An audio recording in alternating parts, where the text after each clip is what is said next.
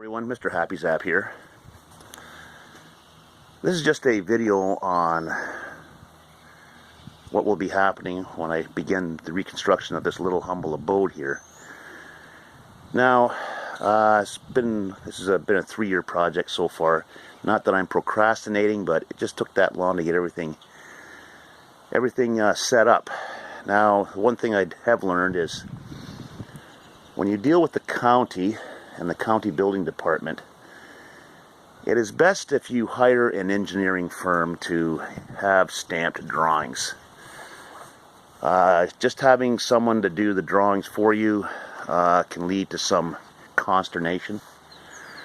This year I'm tearing this house down to the foundation, as I was saying on the previous video. And in doing so, I had drawings done, but it wasn't by an engineering firm, just by someone who does drawings.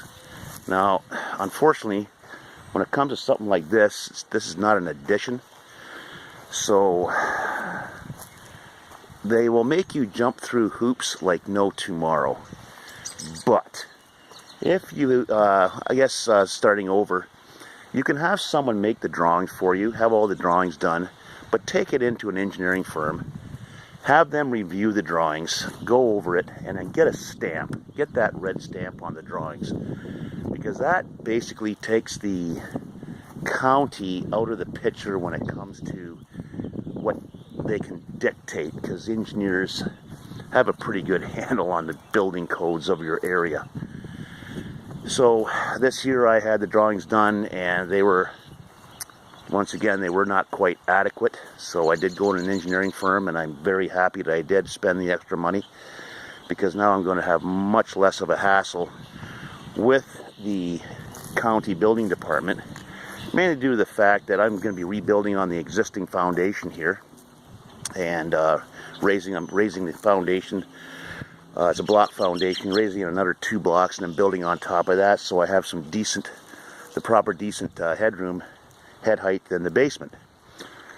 Now, 3 years ago, I dug all the way around the basement here, right down to the footings. Luckily, it was sand. And I repointed the blocks, I reparged the block work. I then tarred it, gave it 2 coats of tar, and then I installed the delta membrane, as you can see along here, delta membrane all the way around. Put the proper weeping tiles in, and fortunately for me, because of the lie of my lot here, I was able to take the weeping tile drainage out to daylight, so therefore it drains. I don't necessarily need a sump pump in the basement, even though I will have one in there to take care of other things like your air conditioning, your furnace and whatnot, the drains for that. And you need a drain and something to drain into, so in case you have a flood in your basement for some other God knows reason and whatnot. The other thing is too, I was going to cantilever front and back on the building to grab some more square footage, and lo and behold, here I go, and I end up with my septic system right here, and it's within 5 feet of the foundation. Well, that's what it has to be. That's the minimum, 5 feet. Now, being that I ended up 5 feet of the foundation, I wanted to cantilever over 2 feet. Now I'm too close to the septic system. Believe it or not, even though it's the foundation, it's still, the house structure was 2 feet within that 5 feet.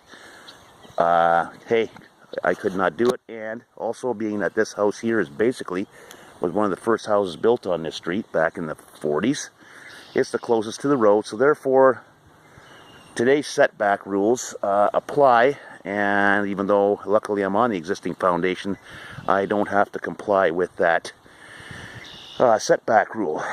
Now, being I was increasing the square footage of the building more than 15%, and actually it went over 2 square feet, I would have to have had my septic system inspected and whatnot. And I did that anyway. I put in the easy to get at lids in here to get at the septic tank instead of having to dig it up all the time. And I had it inspected, and my septic system is quite up to snuff. Even though it was put in 1981, it's in fantastic shape. But at the same time, because I lost the front, I lost 60 square feet off the front. Therefore, I was less than the 15%. So I do not have to comply with the septic inspection scenario. But knowing that, when I do add an addition out the back, which I hopefully will be doing in the next 2 years, once this is built, rebuilt, I'll be able to go over that 15%. And knowing that my septic system is quite adequate to take care of the added square footage. Now, at this point in time, the house is 830 square feet. It'll end up being about 905 square feet by the time I'm done. And then with the addition, I'll be somewhere in the 1100 square foot area.